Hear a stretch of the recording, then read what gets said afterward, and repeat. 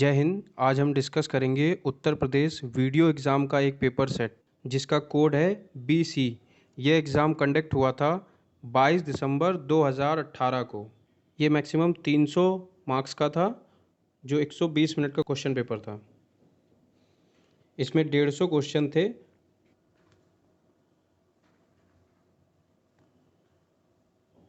इसमें हिंदी परिज्ञान एवं लेखन योग्यता से 50 प्रश्न, सामान्य बुद्धि परीक्षण से 50 प्रश्न और सामान्य जानकारी से 50 प्रश्न पूछे गए थे। तो चलिए इस क्वेश्चन पेपर को सॉल्व करते हैं। पहला क्वेश्चन है, वह पढ़ता है लेकिन बात भी बहुत करता है, व्याकरण की दृष्टि से रेखांकित शब्द को पहचानिए। तो जो ये लेकिन रेखांकित शब्द है इसको पहचानना है। तो लेकिन, किंतु, परंतु यह शब्द जो शब्द होते हैं ये अवयव के उदाहरण होते हैं। तो यहाँ पे आपका आंसर होगा बी, अवयव। नेक्स्ट क्वेश्चन है, रविवार है वह घर पर ही रहेगा, रेखांकित शब्द को पहचानिए। तो जो ये ही रेखांकित शब्द है इसको आपको पहचानना है। तो ही, भी, तो, तक ये सब निपात के उदाहरण होते हैं। तो इसका ऑप्शन नंबर होगा आपका सी, निपात। नेक्स्ट क्वेश्चन है, आकाश में चंद्रमा चमक रहा है, रेखांकित शब्द का पर्यायवाची नहीं है। तो यहाँ मैं आपको बता दूं, व्योम, गगन और नभ ये सब आकाश के पर्यायवाची हों, लेकिन रसाल जो है ये आम का पर्यायवाची है। तो इसका ऑप्शन नंबर आपका होगा सी, रसाल। नेक्स्ट क्वेश्चन है, संतोष महाधन है, रेखांकित शब्द का सटीक विलोम बताना है आपको। तो संतोष का असंतोष होगा। क्वेश्चन का आंसर होगा ए। नेक्स्ट क्वेश्चन है, युग्म शब्द की कौन सी जोड़ी सही है? न्याय का अन्याय, पृथ्वी का धरा, अचल का चल होगा। और यहाँ पूछना चाहिए था कि कौन सी जोड़ी सही नहीं है। तो इसका ऑप्शन होगा आपका सी। ये जो भी मैं आंसर बता रहा हूँ ये वीडियो की रिवाइज आंसर की आई थी उसके हिसाब से बता रहा हूँ।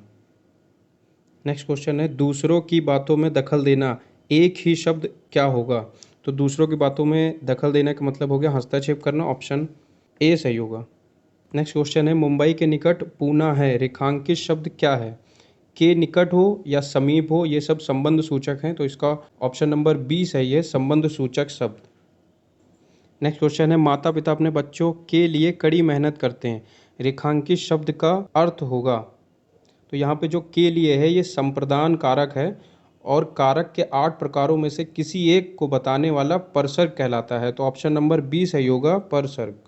नेक्स्ट क्वेश्चन है, वचन की दृष्टि से कौन सा जोड़ा सही नहीं है? लता का लताएं, घोड़ा का घोड़े, किताब का किताबें, सखी का सखियाँ। तो यहाँ पे जो सखियाँ हैं इधर आपकी बड़ी की नहीं छोटी की मात्रा लगेगी। तो यहाँ पे आपका ऑप्शन हो जाएगा डी, ये सही नहीं है। नेक्स्ट क्वेश्चन है, जिस वाक्य में कर्म के अनुसार क्रिया में परिवर्तन होता है उस वाक्य को कहते हैं। तो कर्म के अनुसार क्रिया का परिवर्तन होना अर्थात वहाँ कर्म ही प्रधान है। तो वहाँ पे ऑप्शन होगा आपका यहाँ कर्मवाचक, बी। निम्नलिखित वाक्यों में से भविष्य काल को पहचानिए। मैं कल घूमने जाऊंगी। तो यहाँ पे मैं कल घूमने जाऊंगी तो ऑप्शन नंबर सी जो है ये भविष्य को बता रहा है। नेक्स्ट क्वेश्चन है, मध्यम पुरुष तू का सही बहुवचन होगा। तो रिवाइज आंसर की में इसका आंसर दिया हुआ है बी, तुम लोग।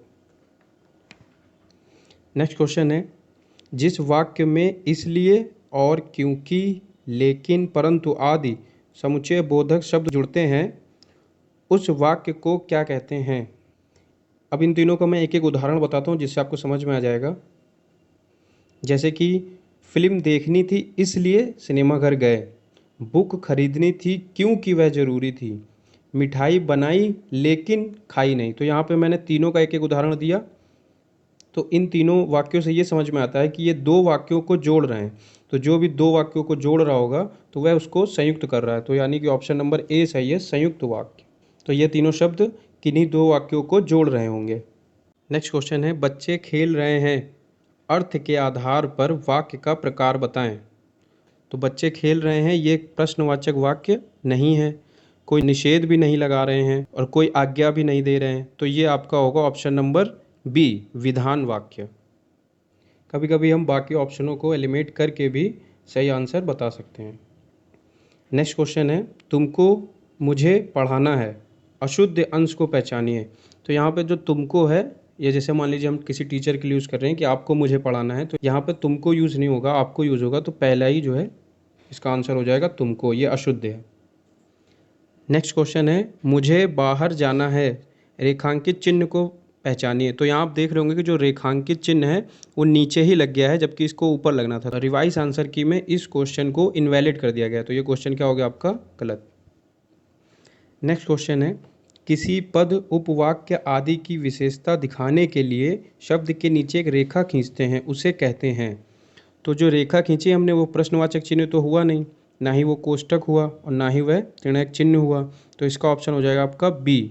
इसका भी आंसर हम बाकी ऑप्शनों को हटा के दे सकते हैं। नेक्स्ट क्वेश्चन है, उसने तो मेरी आंखें खोल दी, रेखांकित मुहावरे का अर्थ होगा। तो ये तो सिंपल है, इसका ऑप्शन नंबर ए ही सही है, भ्रम को दूर करना। नेक्स्ट क्वेश्चन है, आग लगने पर कुआं खोदना लोकोक्तियों का सही अर्थ होगा। तो इसका आंसर रिवाइज आंसर की में बी को बताया गया, संकट के समय बचाव के लिए सोचना। नेक्स्ट क्वेश्चन है, पृथ्वी, ग्रहों, तारों आदि का स्थान वाक्यांश के लिए उचित शब्द होगा। तो ये सारे आपको अंतरिक्ष में मिलेंगे, तो ऑप्शन नंबर बी सही है, अंतरिक्ष। नेक्स्ट क्वेश्चन है, निम्नलिखित में से समानार्थी जोड़ी को स्पष्ट करें। यहाँ समानार्थी का अर्थ होता है कि जिनका समान अर्थ हो, यानी जिनका अर्थ जो है वो एक जैसा हो। तो यहाँ पे जो पहला ऑप्शन है पार्वती और महेश्वरी, तो महेश का मतलब हो गया शिव भगवान और उनकी पत्नी हो गई महेश्वरी। तो पार्वती और महेश्वरी दोनों का अर्थ क्या है? एक ही है, तो इसका ऑप्शन नंबर ए ही सही है, पार्वती और महेश्वरी। नेक्स्ट क्वेश्चन है, पूर्वी हिंदी क्षेत्र में कौन सी बोली नहीं बोली जाती? तो पूर्वी हिंदी क्षेत्र में आपके अवधी बोली जाती है, छत्तीसगढ़ी भी बोली जाती है, बघेली भी बोली जाती है, जयपुरिया नहीं बोली जाती है। ये पूर्वी नहीं पश्चिमी बोली हो गई, तो इसका आंसर होगा आपका सी, जयपुरी। नेक्स्ट क्वेश्चन है, हिंदी भाषी राज्य के अंतर्गत कौन सा राज्य नहीं है? तो देखिए, उत्तर प्रदेश में हिंदी बोली जाती है, बिहार में भी बोली जाती है, झारखंड में भी बोली जाती है, लेकिन महाराष्ट्र में मराठी बोली जाती है, तो इसका ऑप्शन नंबर होगा आपका डी। नेक्स्ट क्वेश्चन है, रामचरितमानस के रचयिता कौन है? तो ये तो सिंपल क्वेश्चन है, इसका ऑप्शन नंबर आपका ए, गोस्वामी तुलसीदास जी। नेक्स्ट क्वेश्चन है, अंग्रेजी का हिंदी अनुवाद लिखिए, सही अनुवाद स्पष्ट कीजिए। Disaster to environment is the biggest problem, तो इसका ऑप्शन नंबर आपका होगा बी, पर्यावरण को हानि पहुंचाना आज की बड़ी समस्या है। नेक्स्ट क्वेश्चन है, शिक्षा मनुष्य जीवन की नींव है, सही अनुवाद लिखिए। तो इसका ऑप्शन नंबर आपका बी सही है, education is the foundation of our life, option number B. अब इसके बाद जो क्वेश्चन है वो एक पैसेज दिया है हिंदी में, उससे पूछे जाएंगे, तो हम पैसेज को जल्दी जल्दी पढ़ लेते हैं। निम्नलिखित गद्यांश को पढ़कर पूछे गए प्रश्नों का उत्तर लिखिए। तो अब गद्यांश को पढ़ना स्टार्ट करते हैं। हिंदी साहित्य इतिहास को 4 भागों में बांटा गया है। पहला आदिकाल, दूसरा भक्तिकाल, तीसरा रीतिकाल और चौथा आधुनिक काल। भक्तिकाल के संत कवि सूरदास जी को कौन नहीं जानता? भक्तिकाल के कृष्णोपासक सूरदास जी ने सूर सागर, सूर सारावली, साहित्य लहरी आदि का अनमोल खजाना हिंदी साहित्य को दिया है। उनके पदों में वात्सल्य, श्रृंगार एवं शांत रस के भाव प्राप्त होते हैं। उनके लिए कहा गया है कि सूर सूर तुलसी सरी उडगन केशव दास व अष्टछाप के सर्वश्रेष्ठ कवि हैं। उनके काव्य की विशेषता यह है वह ये पद हैं उनकी अधिकतर रचना ब्रज भाषा में पाई जाती है। कहीं कहीं पर संस्कृत व फारसी भाषा के शब्द भी पाए जाते हैं। उनकी रचनाओं में अनुप्रास, यमक, श्लेष, उपमा, उत्प्रेक्षा आदि सभी अलंकार पाए जाते हैं। वह जन्मंधे थे, लेकिन उनके पदों में जो वर्णन पाया जाता है वह सजीव है। ऐसा लगता ही नहीं है कि वह जन्मंधे थे। उनकी मृत्यु 1580 ईस्वी में हुई थी। हिंदी साहित्य जगत में वह सदैव अमर हैं। तो अब इससे रिलेटेड क्वेश्चन है। पहला, हिंदी साहित्य के इतिहास को कितने भागों में बांटा गया है? तो ऑप्शन नंबर बी, 4 भागों में। नेक्स्ट है, सूर जी कौन से काल के संत कवि हैं? तो यह है आपके भक्ति काल के हैं, ऑप्शन नंबर ए। नेक्स्ट है, निम्नलिखित रचनाओं में से कौन सी रचना सूरदास जी की नहीं है? तो सूर सारावली इनकी है, सूर सागर भी इनकी है, साहित्य लहरी भी इनकी है, लेकिन रामायणी इनकी नहीं है। ये किसकी है? ये कबीर दास जी की है। सूरदास के पदों में कौन सा रस नहीं पाया जाता? तो श्रृंगार रस पाया जाता है, वात्सल्य भी पाया जाता है, शांत भी पाया जाता है, लेकिन भयानक रस नहीं पाया जाता। तो ऑप्शन नंबर डी इसका जो है आंसर होगा। अब पैसेज के क्वेश्चन खत्म हो गए। नेक्स्ट क्वेश्चन है, आधे अधूरे किस विधा की रचना है? तो ये एक नाटक है जो मोहन राकेश जी का है। मोहन राकेश जी का एक नाटक है लिखा हुआ, आधे अधूरे। जयद्रथ वध किस की रचना है? तो यह मैथिली शरण गुप्त जी की रचना है। और मैथिली शरण गुप्त की यह रचना जो महाभारत में अर्जुन द्वारा जयद्रथ का वध हुआ था उस पर आधारित है। तो इसका आंसर होगा सी, मैथिली शरण गुप्त। नेक्स्ट क्वेश्चन है, निम्नलिखित में से छायावादी रचनाकार कौन है? तो इसका आंसर होगा आपका सुमित्रा नंदन पंत, ऑप्शन सी। ये जो है छायावादी रचनाकार हैं। नेक्स्ट क्वेश्चन है, हिंदी साहित्य को कितने कालखंडों में विभक्त किया गया है? तो इसका आंसर होगा आपका बी, 4। पहला है आपका आदिकाल, दूसरा भक्तिकाल, तीसरा रीतिकाल और चौथा आधुनिक काल। नेक्स्ट है, मच्छरों के प्रकोप के संबंध में शिकायत पत्र लिखना हो तो किसे लिखेंगे? तो ये हम अपने स्वास्थ्य अधिकारी को ही लिखेंगे, तो इसका ऑप्शन ए सही है। नेक्स्ट क्वेश्चन है, जिनका उच्चारण स्वतंत्रता से होता है और जो व्यंजन के उच्चारण में सहायक होते हैं उसे कहते हैं, तो उसे स्वर कहते हैं। जो स्वतंत्र रूप से बोल सकते हैं उन्हें स्वर कहते हैं। नेक्स्ट क्वेश्चन है, ई, बड़ी ई, चा, छा, जा, झा, ग्या आदि का उच्चारण किससे होता है? तो यहाँ पे मैं आपको सारे बता देता हूँ। जैसे कंठ है, कंठ में आपका आएगा का, ख, गा, घा, ड़ा। मूर्धन में आएगा टा, ठा, डा, ढ, ड़ा। और तालुक में आपका आएगा चा, छ, जा और झा, ग्या। तो इसका ऑप्शन नंबर आपका सी सही होगा, तालुक से, चा, छ, जा, झा, ग्या। होस्ट का भी आपको बता देता हूँ। होस्ट में आएंगे आपके पा, फा, ब, भा और मा। नेक्स्ट क्वेश्चन है, एक से अधिक वर्णों के मेल को कहते हैं? तो एक से अधिक वर्णों के मेल को सार्थक वर्ण समूह या अक्षर समूह बोलते हैं। तो इसका ऑप्शन नंबर आपका ए सही होगा, अक्षर। नेक्स्ट क्वेश्चन है, निम्नलिखित शब्दों में से स्वर संधि को पहचानिए।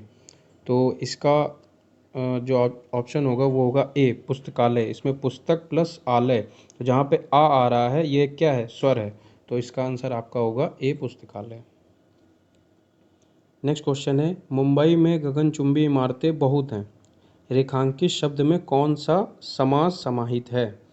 तो गगनचुंबी इमारतें यानी कि गगन को चूमने वाली। तो जहाँ पर का और को उपयोग होता है यहाँ कर्म तत्पुरुष समास होता है। तो इसका जो ऑप्शन होगा आपका ए, तत्पुरुष समास। नेक्स्ट क्वेश्चन है, हमें अपशब्द नहीं बोलना चाहिए, व्याकरण की दृष्टि से रेखांकित शब्द क्या है? तो इसका जो आंसर है वो रिवाइज आंसर की में बी को बताया गया है, संज्ञा। नेक्स्ट क्वेश्चन है, अफसोस मैं नहीं जा सका, रेखांकित शब्द का अवयव का प्रकार बताएं। तो अफसोस, ओह, हाय, ये सब जो है शोक के बोधक है।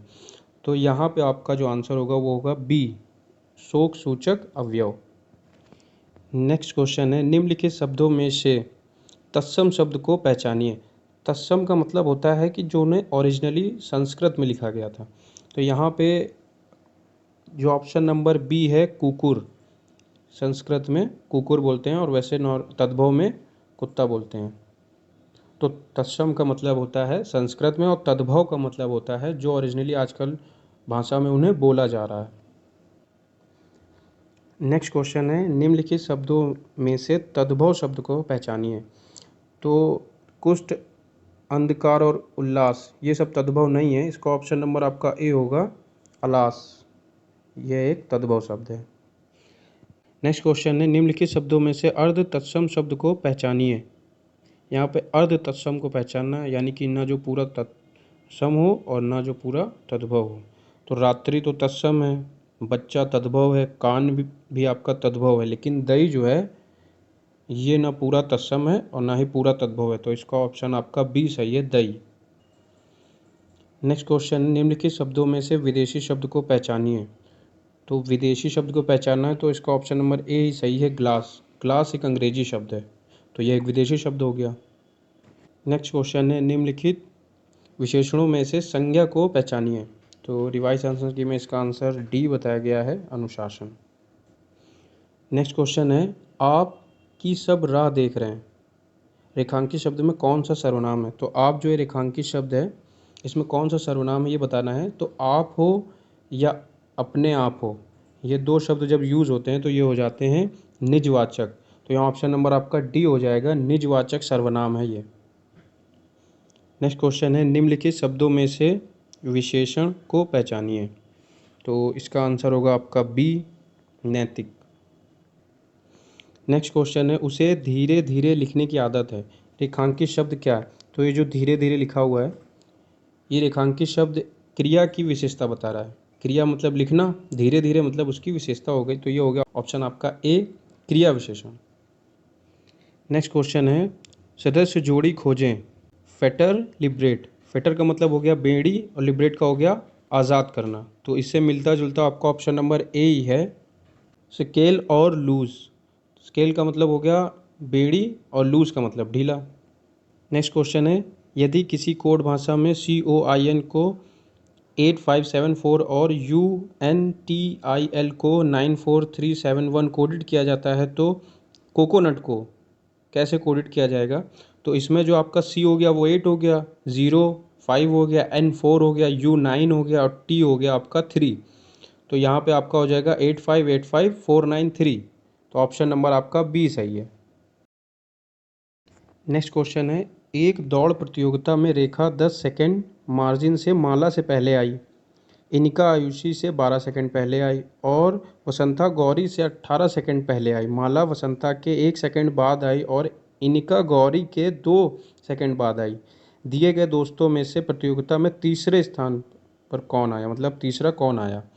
तो देखिए, इसको जब आप सॉल्व करेंगे तो पहले पे रेखा आएगी, दूसरे पे बसंता आएगी और तीसरे पे माला आएगी। तो ऑप्शन नंबर आपका सी सही है, माला। नेक्स्ट क्वेश्चन है, नीचे दिए गए कथन को पढ़िए जिसके अनुसार दो निष्कर्ष दिए गए हैं और निर्णय लें कि कथन में कौन सा निष्कर्ष अनुपालन करता है। तो कथन आपके हैं, कुछ पत्थर रत्न हैं, कुछ रत्न मोती हैं और कुछ रत्न क्या हैं, मॉल्स्क हैं। तो इसके निष्कर्ष देख लेते हैं। इसके निष्कर्ष हैं, कुछ पत्थर मोती हैं, कुछ रत्न मॉल्स्क हैं, कुछ मॉल्स्क मोती हैं और कुछ मॉल्स्क रत्न हैं। तो मैंने जब इसको सॉल्व किया तो मेरे हिसाब से इसका आंसर बी आ रहा था, लेकिन जो रिवाइज आंसर की आई है इसमें इसका जो आंसर है वो सी को बताया गया है। तो आप लोग भी सॉल्व करके कमेंट बॉक्स में बताएं कि इसका आंसर क्या आएगा क्वेश्चन नंबर 54 का। नेक्स्ट क्वेश्चन है, मान लीजिए कि ए बी की बेटी है, बी सी की बेटी है, सी डी का भाई है और टी ई की माँ है। यदि ई मादा है तो ए ई से कैसे संबंधित है? तो ब्लड रिलेशन का एक ही क्वेश्चन आया था। तो इसका जो आंसर होगा वो आपका होगा बी, भतीजी। नेक्स्ट क्वेश्चन है, निम्नलिखित जानकारी को पढ़ें और फिर इसके आधार पर प्रश्न का उत्तर दें।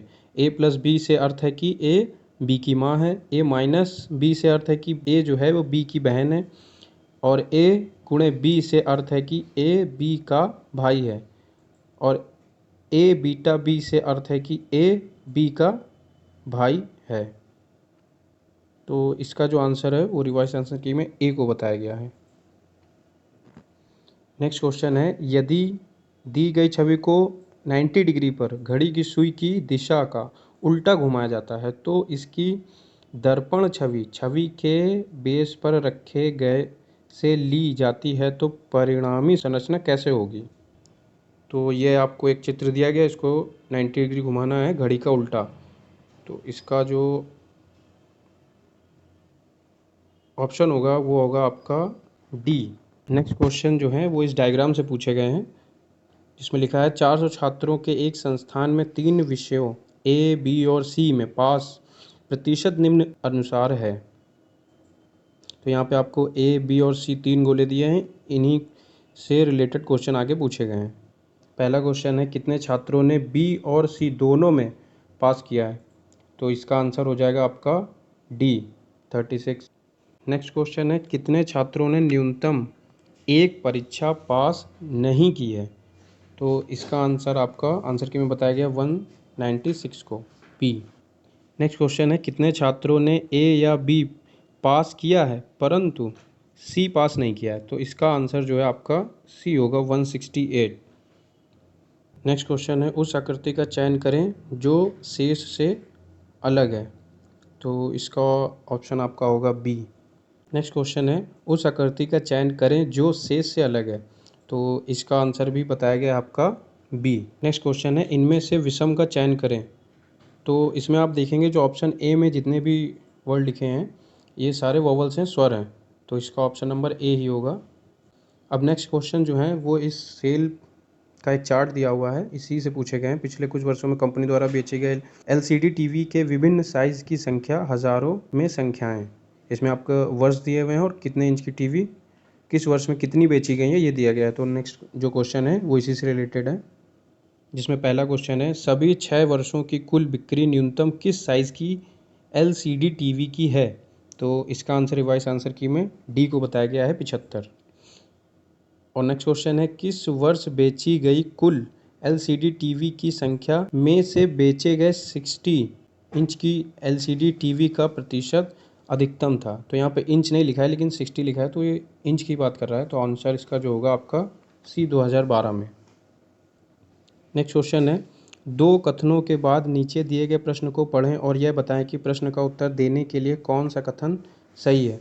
तो प्रश्न जो है वह रंजीत किस वर्ष पैदा हुआ था। अब दो कथन दिए, इसमें से दोनों की ज़रूरत पड़ेगी या किसी एक से, या आप बता सकते हैं कि रंजीत किस वर्ष पैदा हुआ था। तो चलिए पढ़ते हैं कथन। पहला है, वर्तमान में रंजीत अपनी माँ से 24 साल छोटा है। फिर सेकंड पढ़ते हैं, रंजीत का भाई जो 2001 में पैदा हुए थे उनकी माँ से 31 साल हैं।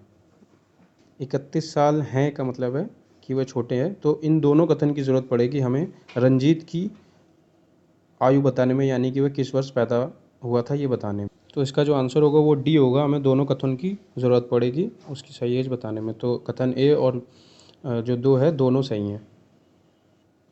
नेक्स्ट है, दो कथनों के बाद नीचे दिए गए प्रश्न को पढ़ें और यह बताएं कि प्रश्न का उत्तर देने के लिए कौन सा कथन सही है। सेम वैसे ही जैसे पहला क्वेश्चन था, प्रश्न दिया हुआ है 28 बैग की कुल लागत क्या होगी यदि उसमें से प्रत्येक की लागत समान है। तो कथन इसका पहला दिया हुआ है, प्रत्येक बैग की लागत का 5वां हिस्सा 50 रुपये है। और दूसरा इसका कथन दिया हुआ है, 3 बैग की कुल लागत 2 बैगों की कुल लागत से 250। रिवाइज आंसर की में इस क्वेश्चन को गलत बताया गया है, यानी कि ये क्वेश्चन जो है इनवैलिड कर दिया गया है, तो ये क्वेश्चन होगा आपका गलत। नेक्स्ट क्वेश्चन है, दो कथन के बाद नीचे दिए गए प्रश्न को पढ़ें और यह बताएं कि प्रश्न का उत्तर देने के लिए कौन सा कथन सही है। प्रश्न है आपका, कोड भाषा में मार्बल्स को कैसे लिखा जा सकता है। इसके कथन है, NAMGALSI का अर्थ है सम स्टोन्स आर मार्बल्स, और SIPCL का अर्थ है मार्बल्स डज नॉट ब्रेक। तो यहाँ पे आप देखेंगे जो SI है और यहाँ पे भी SI है, बाकी कोई शब्द मैच नहीं हो रहे, तो यानी इसका मतलब होगा कि ये मार्बल के लिए यूज़ में, क्योंकि यहाँ पे भी मार्बल है और यहाँ पे भी मार्बल। और सेकंड वाला जो कथन है, NAMGALSI का अर्थ है सम स्टोन्स आर मार्बल, और SIALAR का अर्थ है मार्बल्स आर स्ट्रॉन्ग। तो यहाँ पे आप देखेंगे AL और SI यूज़ हुआ है और यहाँ पे भी SI और AL यूज़ हुआ है, जिसमें इन दोनों का मतलब है आर मार्बल्स और आर मार्बल्स। तो इसमें हम ये नहीं बता सकते हैं कि मार्बल्स के लिए कौन सा है, तो इसका मतलब हम केवल पहला कथन ही बता सकते हैं कि मार्बल्स के लिए कौन सा कोड है।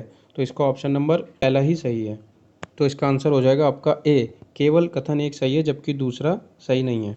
सेम उसका जैसा एक और क्वेश्चन है, दो कथनों के बाद नीचे दिए गए प्रश्न को पढ़ें और यह बताएं कि प्रश्न का उत्तर देने के लिए कौन सा कथन सही है। प्रश्न है, कूट वाक्य सिन लो बाय जिसका अर्थ है ही इज़ वेल में किस कूट शब्द का अर्थ वेल है। तो इसमें हमें प्रश्न के साथ साथ कथन को भी देखना पड़ेगा। तो इसका पहला कथन है, उसी कूट भाषा में लो मोट डेट का अर्थ है दे आर वेल। तो इसमें जो पहला कथन है उसमें आप देखेंगे कि अगर यहाँ LOU यूज़ हुआ है तो यहाँ पे भी LO यूज़ हुआ है, और यहाँ पे वेल है और यहाँ पे भी वेल है, बाकी कोई वर्ड मैच नहीं कर रहा, यानी कि पहला जो कथन है उससे तो हम आंसर दे सकते हैं। दूसरा कथन देख लेते हैं, उसी कूट भाषा में सिन माइक बाय का अर्थ है he is strong.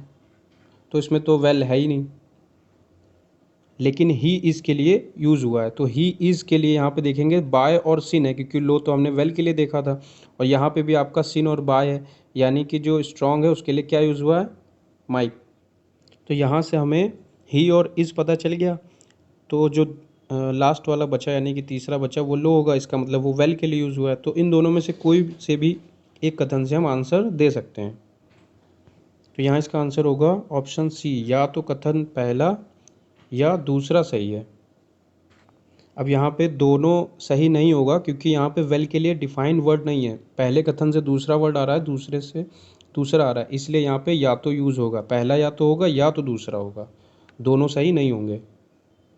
Next question है, यदि गुणे का अर्थ योग, भाग का अर्थ घटाओ, प्लस का अर्थ जो है गुणा और माइनस का अर्थ विभाजन यानी कि भाग होगा तो 20 गुणे 16 माइनस 2 प्लस 2 भागित 8 का आंसर क्या होगा? तो इसका आंसर होगा आपका 28 यानी कि ए। नेक्स्ट क्वेश्चन है, एक खेत में जितने भेड़ हैं उतनी मुर्गियां हैं, जितने पुरुष हैं उसकी दुगनी बकरियां हैं, और जितनी बकरियां हैं उनके 2 गुने भेड़ हैं। यदि कुल पैरों की संख्या 44 है तो खेत में कितने पुरुष हैं? ऑप्शन नंबर डी को बताया गया है, 8 पुरुष हैं। नेक्स्ट क्वेश्चन है, दो निष्कर्षों के बाद नीचे दिए गए कथन को पढ़ें और यह बताएं कि कौन से निष्कर्ष कथन का पालन करते हैं। तो कथन है, राम और श्याम हमेशा वर्ग में पहला और दूसरा रैंक मिलता है। तो इसके निष्कर्ष हैं, राम को हमेशा पहली रैंक मिलती है जबकि श्याम को दूसरी रैंक मिलती है। दूसरा निष्कर्ष है, राम और श्याम के बीच प्रतिस्पर्धा नाखूनों के रूप में गठित है। तो इसमें मेरे हिसाब से तो आंसर ए आना चाहिए क्योंकि नाखूनों की बात प्रश्न में नहीं की गई थी, लेकिन रिवाइज आंसर की में इसके आंसर को बी बताया गया, लेकिन मेरे हिसाब से इसका आंसर ए होगा। तो आप लोग कमेंट बॉक्स में बताएंगे कि 72 क्वेश्चन नंबर का आंसर क्या होगा। नेक्स्ट क्वेश्चन है, दो निष्कर्षों के बाद नीचे दिए गए कथन को पढ़ें और यह बताएं कि कौन सा पूर्वानुमान कथन में अंतर्निहित है। कथन है आपका, सिर्फ मरी हुई मछलियां ही बहाव के साथ जाती हैं। अब इनकी मान्यताएं बताई गई हैं। पहला, जीवित मछली कभी प्रवाह के साथ नहीं जाएगी।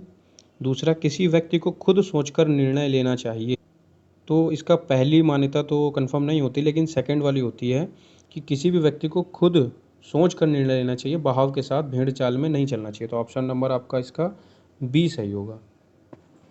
नेक्स्ट है, दो निष्कर्ष के बाद नीचे दिए गए कथन को पढ़ें और यह बताएं कि कौन सा पूर्वानुमान कथन में अंतर्निहित है। कथन है आपका, सितारों के लिए लक्ष्य, आप कम से कम चंद्रमा पर उतरेंगे।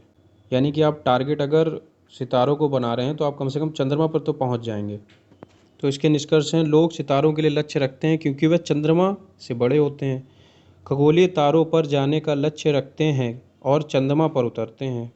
तो इसमें दोनों ही निष्कर्ष पालन नहीं कर रहे हैं कथन का, तो इसका ऑप्शन नंबर आप डी होगा। ना तो धारण में और ना ही धारण सेकंड में अंतर्निहित है। यहाँ धारण के बाद 1 लिखा होना चाहिए था लेकिन मिसप्रिंट है। इस क्वेश्चन पेपर में एक्चुअली में रिवाइज आंसर की आने के बाद भी बहुत से क्वेश्चन जो थे उनके आंसर गलत आ रहे थे। तो अभी रिसेंट में ही आयोग ने पहला पेपर था प्री, इसको ही कैंसिल कर दिया है वीडियो के एग्ज़ाम में, जो ये 2018 में हुआ था, क्योंकि इसमें रिवाइज आंसर की आने के बाद भी बहुत से क्वेश्चंस गलत थे। तो मैंने अपनी तरफ से जो भी बेस्ट आंसर हो सकते थे वो दिए। फिर भी आपको अगर कोई क्वेश्चन का आंसर गलत लगता है तो कमेंट बॉक्स में उसको बताएं। लेकिन इस पेपर में सारे ही क्वेश्चन गलत नहीं थे, तो ये आने वाला जो नेक्स्ट एग्ज़ाम होगा वीडियो का, अब जो कैंसिल हो गया है, तो उसमें काफ़ी हेल्प कर सकते हैं। तो इसलिए आप इसको पूरा देखें एक बार ज़रूर, क्योंकि इससे आपको वीडियो का एग्ज़ाम का पैटर्न भी पता चल जाएगा।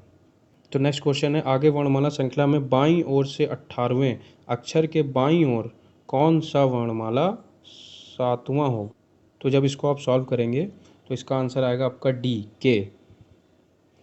नेक्स्ट क्वेश्चन है, किस भाषा के एक कोड विशेष में यदि MON SOON को PMQQPMO के रूप में कोडित किया जाता है और WINTERS को UPGRPGY के रूप में कोडित किया जाता है, तो SUMMERS को किस प्रकार से कोडित किया जाए?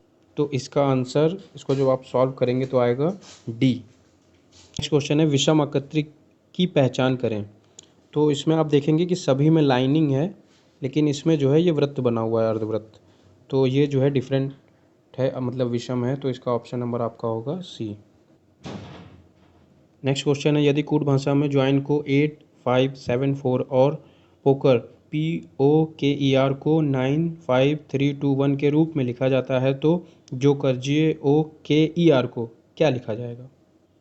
तो इसमें आप देखेंगे कि JO को 8, 5 लिखा गया है और कर की ER को 3, 2, 1 लिखा गया, यानी इसका आंसर हो जाएगा आपका 8, 5, 3, 2, 1, यानी कि ऑप्शन नंबर सी सही है। नेक्स्ट क्वेश्चन, दो निष्कर्षों के बाद नीचे दिए गए कथन को पढ़ें और यह बताएं कि कौन सा निष्कर्ष कथन का पालन करता है। कथन है, कुछ पेंसिलें छड़ हैं, सभी छड़ें पेड़ हैं। निष्कर्ष है, सभी छड़ें पेंसिलें हैं, नहीं। सभी पेंसिलें पेड़ हैं, नहीं। तो इसका ऑप्शन होगा आपका डी, ना तो निष्कर्ष 1 ना ही 2 पालन करता है। नेक्स्ट क्वेश्चन है, थॉमस अपने भाई को घर छोड़ने के बाद चर्च से पुस्तकालय में जाता है। पहले वह पश्चिम की ओर 4 किलोमीटर चलता है, फिर बाएं मुड़ता है और घर पहुंचने के लिए 3 किलोमीटर चलता है। वहां से वह दाएं मुड़ता है और पुस्तकालय तक पहुंचने के लिए 1 किलोमीटर चलता है। घर और चर्च के बीच की सबसे कम दूरी क्या है? तो इसका आंसर आपका होगा ए, 5 किलोमीटर।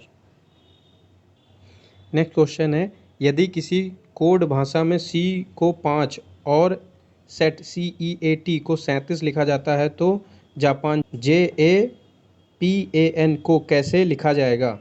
तो यहाँ पे जैसे सी को 5 बताया गया है, नहीं कि सी अगर आप देखेंगे तो ABC यानी तीसरे नंबर पे होता है, उसमें +2 कर दिया गया है तो 5 हो गया। तो ऐसे ही ई में 5 + 2 हो जाएगा 7, ए में 1 + 2 हो जाएगा 3 और टी पे 20 + 2 हो जाएगा 22। तो इन सबको आप जब जोड़ेंगे तो आ जाएगा 37। तो ऐसे ही जापान के लिए करेंगे तो आपका हो जाएगा जे का 10 + 2 12, ए का 1 + 2 = 3, पी का हो जाएगा आपका 16 + 2 18, ए का फिर से 1 + 2 3, एन का हो जाएगा आपका 14 + 2 यानी कि 16। इन सबको जब आप जोड़ेंगे तो आएगा 52, यानी कि ऑप्शन नंबर सी सही है आपका। नेक्स्ट क्वेश्चन है, मान लीजिए ए बी की पुत्री है, बी सी की बेटी है। यदि सी डी का भाई है और डी ई की माँ है, यदि ई पुरुष है तो ए का ई से क्या संबंध होगा? तो इसे जब आप सॉल्व करेंगे तो आंसर आएगा इसका बी, भांजी। नेक्स्ट क्वेश्चन है, किसी त्रुटिपूर्ण कपास में पूर्व का उत्तर, पश्चिम को पूर्व, उत्तर को दक्षिण और दक्षिण को पूर्व के रूप में चिन्हित किया जाता है। इस कंपास पर दक्षिण पूर्व का अनुसरण करने वाला लोगों का समूह वास्तव में किस दिशा में जाएगा?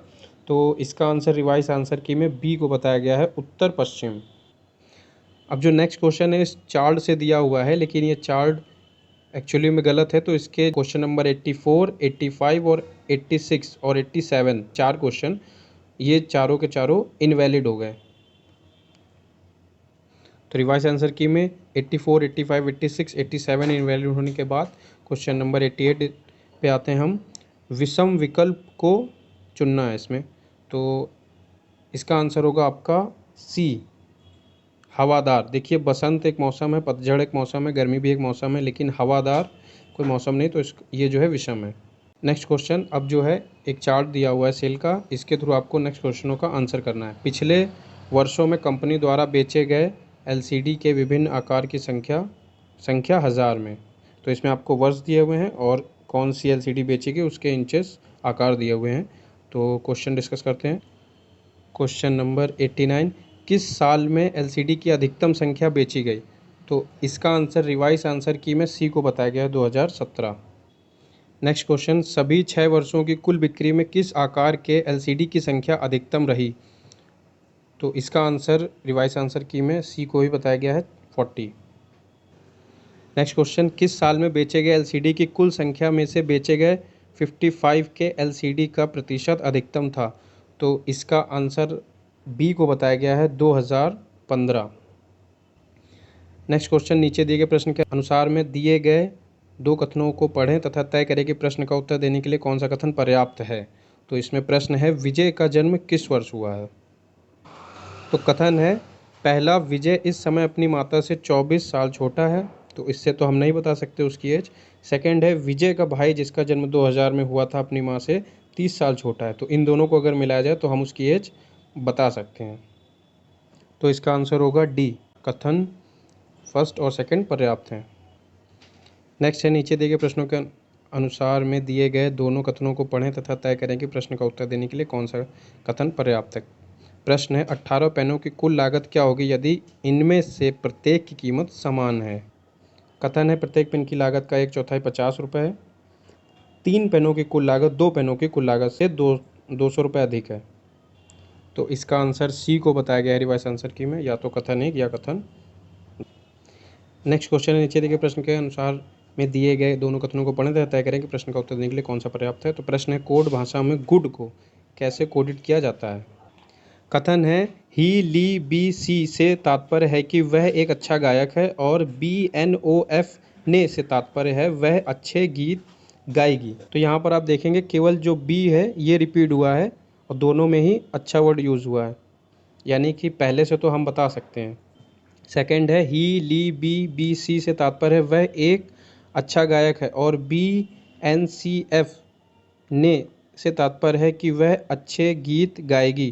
तो यहाँ पे भी आपका बी और सी रिपीट हो रहा है, बी और सी, तो इन दोनों में हम नहीं बता सकते कि कौन सा होगा, क्योंकि वह और अच्छा यहाँ पर भी है, वह और अच्छा यहाँ पर भी है, तो हम केवल पहले कथन से बता सकते हैं। तो इसका आंसर होगा आपका ए, अकेले कथन एक पर्याप्त है, जबकि अकेला जो दूसरा कथन है वो पर्याप्त नहीं है। नेक्स्ट क्वेश्चन है, यदि गुणे का प्रयोग जमा के लिए, भाग का प्रयोग घटाने के लिए, प्लस का प्रयोग गुणे के लिए और माइनस का प्रयोग भाग के लिए होता है तो 20 गुणे 16 माइनस 4 प्लस 2 भागित 8 का आंसर क्या होगा। तो इसका आंसर आपका होगा बी 20। नेक्स्ट क्वेश्चन है, एक समूह में उतनी ही मुर्गियां हैं जितनी भेड़ हैं, पुरुष बकरियों से 2 गुना है और बकरियां भेड़ से 2 गुना है। यदि पैरों की कुल गणना 44 है तो समूह में कितने 4 पैर वाले जानवर हैं। तो इसका आंसर आपका बताया गया है 96 का सी 6। नेक्स्ट क्वेश्चन है, नीचे दिए गए कथन के अनुसरण में दिए गए दोनों निष्कर्षों को पढ़ें और निर्णय लें कि कथन से कौन सी धारणाएं कथन से अंतर्निहित हैं। तो आपका कथन है, केवल मरी हुई मछलियां प्रवाह के साथ जाती हैं। तो इसकी धारणाएं दी हैं, पहला, मछलियां प्रवाह के साथ तैर नहीं सकती। दूसरा, सोचने और निर्णय लेने की प्रत्येक व्यक्ति में योग्यता होनी चाहिए। तो इसका आंसर होगा आपका बी, केवल धारणा दूसरी अंतर्निहित है। नेक्स्ट क्वेश्चन है, नीचे दिए गए कथन के अनुसरण में दिए गए दोनों निष्कर्षों को पढ़ें और निर्णय लें कि कथन से कौन सी धारणाएं कथन से अंतर्निहित हैं। तो कथन है, क्या होगा से बेहतर है ओह। इसकी धारणाएं हैं, पहली, समस्याओं को देखकर छोड़ने से पहले आपको प्रयास करना चाहिए। दूसरा, यदि आप असफल होते हैं तो भी आप सीखेंगे कि समस्या से कैसे निपटा नहीं जा सकता। इसका आंसर डी को बताया गया है, दोनों धारणाएं पहली और दूसरी अंतर्निहित हैं। नेक्स्ट क्वेश्चन है, किसी रिवर्स वर्णमाला श्रृंखला में बाईं ओर से 12वें अक्षर के दाईं ओर कौन सा अक्षर 8वां होगा। तो यहाँ पे रिवर्स का मतलब है आपको Z से स्टार्ट करना है। तो जब आप Z से स्टार्ट करेंगे और 12वें अक्षर पे आएंगे तो वहाँ से फिर आपको दाईं ओर 8वें पे जाना है। तो जब दाईं ओर 8वें पे जाएंगे तो आंसर आएगा इसका जी, यानी कि ऑप्शन नंबर डी सही है। नेक्स्ट क्वेश्चन है, यदि अंग्रेजी वर्णमाला को पहले और अंतिम वर्णाक्षर को छोड़कर 4 भागों में बांटा जाता है और प्रत्येक भाग को रिवर्स कर दिया जाता है तो बाएं से 18वां अक्षर क्या होगा। तो यहाँ पे आप पहला यानी कि ए और अंतिम यानी कि जेड को छोड़ देंगे तो बचेंगे 24। 24 को 4 से भाग देंगे तो प्रत्येक जो है वो 6-6 के भाग में हो जाएगा और उनको आपको रिवर्स करना है। जैसे कि फॉर एग्जांपल मैं एक बता देता हूँ, पहला आपका हो जाएगा, अगर हम ए को हटा देंगे तो हो जाएगा B C D E F G. जब इसको रिवर्स करेंगे तो हो जाएगा G F E D C B. तो ऐसे करके आपको चारों भागों को करना है। तो जब आप ऐसा करेंगे उसके बाद बाएं से 18वें पद पे आएंगे तो इसका आंसर आएगा आपका बी, यानी कि ओ। नेक्स्ट क्वेश्चन है, नीलम संजीव रेड्डी भारत के राष्ट्रपति थे।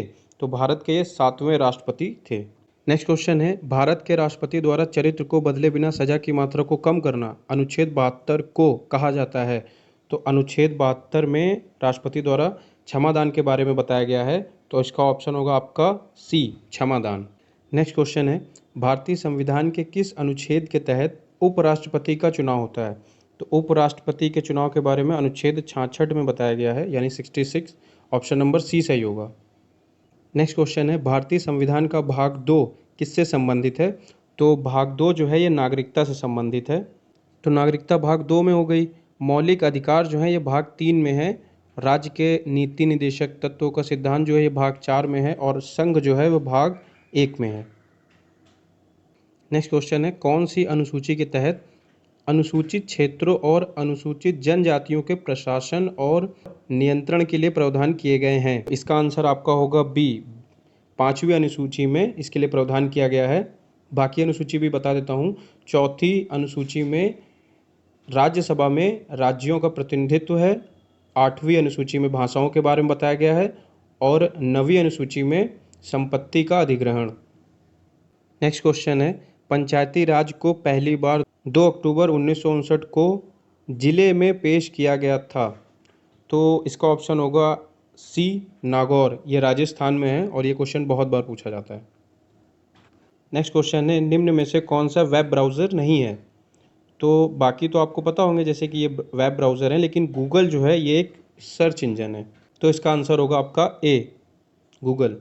नेक्स्ट क्वेश्चन है, निम्न में से कौन सा अस्थायी मेमोरी या अस्थिर मेमोरी के रूप में जाना जाता है? तो इसका आंसर होगा आपका ए, रैम। नेक्स्ट क्वेश्चन है, 1 गीगाबाइट कितने मेगाबाइट बाइनरी से बनता है? तो इसका भी आंसर होगा आपका ए, 1024। नेक्स्ट क्वेश्चन है, माइक्रोसॉफ्ट वर्ड में डैश टैब में सबसे अधिक उपयोग की जाने वाली, जैसे कि फ़ॉन्ट और फ़ॉन्ट विशेषताओं को बदलने, अनुच्छेदों को अनुकूलित करने, शैलियों का उपयोग करने और पाठ को ढूंढने और बदलने के लिए उपकरण की विशेषताएं होती हैं। तो ये सारी विशेषताएं आपके होम में होती हैं, तो इसका ऑप्शन होगा आपका ए। नेक्स्ट क्वेश्चन है, 1943 में जे.डब्ल्यू. माल्ची और जे. प्रेस्पर इकट्स द्वारा बिना किसी भी यांत्रिक हिस्सों के बनाया गए पहले कंप्यूटर को क्या कहा गया था? तो इसका ऑप्शन होगा आपका ए, एनिक, जिसका फुल फॉर्म है electronic numerical integrator and computer. Next question है, उत्तर प्रदेश में कौन से शहर को चर्मोद्योग यानी कि चमड़े का उद्योग की राजधानी के रूप में जाना जाता है? तो इसका आंसर होगा आपका बी, कानपुर। नेक्स्ट क्वेश्चन है, दिवाली के दौरान बुंदेलखंड के अहिर समुदाय द्वारा कौन सा नृत्य किया जाता है? तो इसका आंसर होगा आपका बी, पाई डांडा। ये बुंदेलखंड क्षेत्र में दिवाली में किया जाता है। नेक्स्ट क्वेश्चन है, सफ़ेद धागे का उपयोग करके कपड़े पर की गई प्रसिद्ध कढ़ाई को क्या कहा जाता है? तो इसका आंसर होगा आपका ए, चिकनकरी। नेक्स्ट क्वेश्चन है, दिए गए विकल्पों में से गलत जिला मुख्यालय वाली जोड़ी का चयन करना है। तो अमेठी का मुख्यालय गौरीगंज, ये सही है। सोनभद्र का रॉबर्टगंज, ये भी सही है। कौशाम्बी का वैशाली, ये भी सही है। कुशीनगर का मंझनपुर होगा, तो ये गलत है। तो इसका ऑप्शन होगा आपका सी। नेक्स्ट क्वेश्चन है, उत्तर प्रदेश के निम्नलिखित में से कौन से जिले की सीमा मध्य प्रदेश के साथ साझा नहीं करती है? तो इलाहाबाद की तो साझा करती है, मिर्ज़ापुर की भी साझा करती है, इटावा की भी साझा करती है, लेकिन अलीगढ़ की साझा नहीं करती। तो इसका आंसर होगा आपका डी। नेक्स्ट क्वेश्चन है, नीति आयोग द्वारा शुरू किए गए रैंकिंग तंत्र में उत्तर प्रदेश के कितने जिलों को महत्वाकांक्षी के रूप में पहचाना गया है?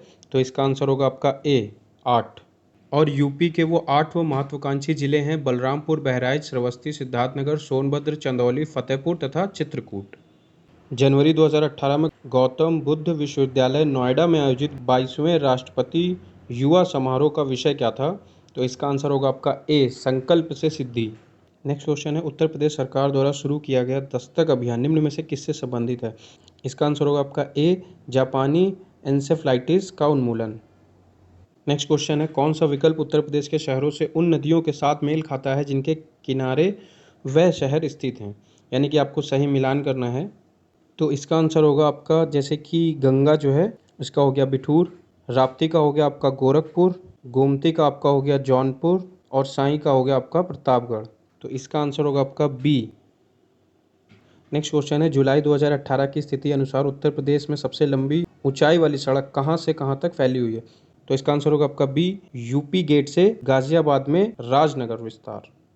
नेक्स्ट क्वेश्चन है, भारत में सिक्कों की ढलाई का एकमात्र अधिकार के पास है? तो इसका आंसर होगा आपका सी, भारत सरकार के पास है।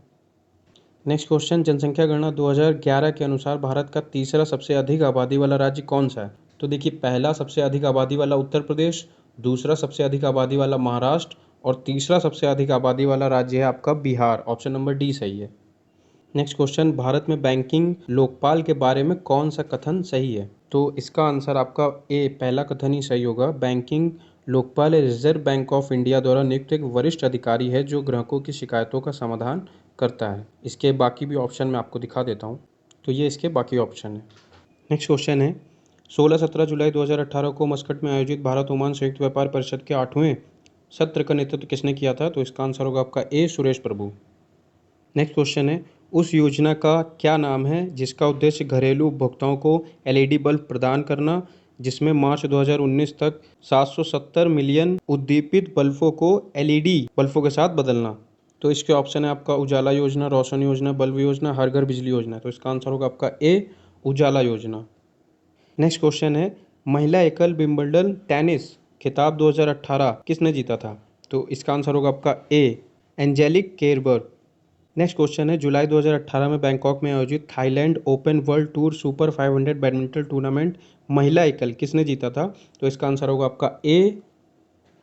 नेक्स्ट क्वेश्चन, फ्रांस की रूस में 2018 फीफा जीत के बाद खिलाड़ी और प्रबंधन के रूप में विश्व कप जीतने वाला डैश तीसरा व्यक्ति बन गया था? तो इसका आंसर होगा आपका सी, डीडीएर देश चांपस। नेक्स्ट क्वेश्चन है, भारत में आमों का सबसे बड़ा उत्पादक राज्य कौन सा है? तो इसका आंसर होगा आपका D, Uttar Pradesh. Next question है, APEDA का विस्तृत रूप बताएं, यानी कि इसका फुल फॉर्म आपको बताना है, जिसका फुल फॉर्म है agriculture and processed food products export development authority. तो इसका आंसर डी सही होगा। नेक्स्ट क्वेश्चन है, किसानों को लाभ पहुंचाने हेतु कृषि उपज के सहकारी विपणन को बढ़ावा देने के उद्देश्य से निम्न में से किसको स्थापित किया गया था? तो इसका आंसर होगा आपका ए, नेफेड को, NAFED, जिसका फुल फॉर्म है national agriculture cooperative marketing federation of India. Next question है, डैश कृषि के ग्रीन हाउस का एक तरीका है जहां उन्नत ग्रीन हाउस प्रौद्योगिकी जैसे कि हाइड्रोपोनिक्स और एरोपोनिक्स का उपयोग करके शहरों में बहुमंजिला इमारतों के अंदर वाणिज्यिक रूप से व्यवहारिक फसलों की खेती की जाती है। इसका आंसर होगा आपका ए, लंबवत खेती। नेक्स्ट क्वेश्चन है, ज्ञान प्राप्त करने के बाद गौतम को किस रूप में जाना जाने लगा? तो इसका आंसर होगा आपका बी, बुद्ध। नेक्स्ट क्वेश्चन है, सम्राट अशोक का कौन सा शिलालेख कलिंग पर उनके विजय का उल्लेख करता है? यहाँ पे कलिंग युद्ध की बात हो रही है और ये क्वेश्चन बहुत बार पूछा गया है। इसका आंसर होगा आपका डी, 13वें शिलालेख में। नेक्स्ट क्वेश्चन है, हड़प्पा सभ्यता के एक हिस्से लोथल की खुदाई की खोज किसने की थी? तो इसका आंसर होगा आपका सी, SR राव। नेक्स्ट क्वेश्चन है, महाभारत में वर्णित कुरुक्षेत्र की लड़ाई कितने दिन तक लड़ी गई थी? तो इसका आंसर होगा आपका बी, 18 दिन। नेक्स्ट क्वेश्चन है, कनिष्ठ प्रथम के शासनकाल के दौरान कौन सा प्रसिद्ध आयुर्वेद विद्वान रहता था? इसका आंसर होगा आपका सी, चरक। नेक्स्ट क्वेश्चन है, तारीख ए फिरोज शाही के लेखक डैश हैं? तो इसका आंसर होगा आपका ए, जियाउद्दीन बर्नी। नेक्स्ट क्वेश्चन है, निम्नलिखित में से किन्होंने 1857 के सिपाही विद्रोह को विद्रोह नहीं कहा? तो इसका आंसर होगा आपका B, Karl Marx. Next question है, मुस्लिम लीग के लाहौर सत्र में पाकिस्तान की मांग डैश में की गई थी? तो ये मांग 1940 में की गई थी, ऑप्शन नंबर सी सही होगा। नेक्स्ट क्वेश्चन है, भारत में वंदे मातरम पत्रिका की स्थापना किन्होंने की थी? तो इसका आंसर होगा आपका सी, अरविंद घोष। नेक्स्ट क्वेश्चन है, 1857 के विद्रोह के प्रसिद्ध नेताओं में से एक तात्या टोपे को अंग्रेजों ने 1859 में डैश में फांसी दी थी? तो इसका आंसर होगा आपका बी, शिवपुरी। नेक्स्ट क्वेश्चन है, चंद्रमा का आकार पृथ्वी के आकार का लगभग है? तो ये पृथ्वी का लगभग 1/4 है, तो इसका आंसर होगा आपका बी। नेक्स्ट क्वेश्चन है, नासा के अनुसार सूर्य के बाद पृथ्वी के निकटतम सितारा कौन सा है? तो इसका आंसर होगा आपका सी, प्रॉक्सिमा सेंटोरी। नेक्स्ट क्वेश्चन है, रोहतांग दर्रा भारत के किस राज्य में स्थित है? तो इसका आंसर होगा आपका ए, हिमाचल प्रदेश। नेक्स्ट क्वेश्चन है, कौन सा जलकाय अंडमान द्वीपों को निकोबार द्वीपों से अलग करता है? तो इसका आंसर होगा आपका D, 10 degree channel. Next question, पटाका किस देश की मुद्रा है? तो ये मकाऊ की मुद्रा है, ऑप्शन नंबर सी सही होगा। नेक्स्ट क्वेश्चन है, भारत में दुनिया की कुल आबादी का लगभग डैश है? तो इसका आंसर होगा आपका डी, 17%। इसका लास्ट क्वेश्चन है, वह कौन सा सर्वोच्च पर्वत शिखर है जो पूरी तरह से भारत में स्थित है? तो इसका आंसर होगा आपका बी, नंदा देवी, और यह उत्तराखंड में स्थित है। ये क्वेश्चन पेपर और इसकी आंसर की आपको नीचे लिंक में मिल जाएगी। इस वीडियो में इतना ही। जय हिंद।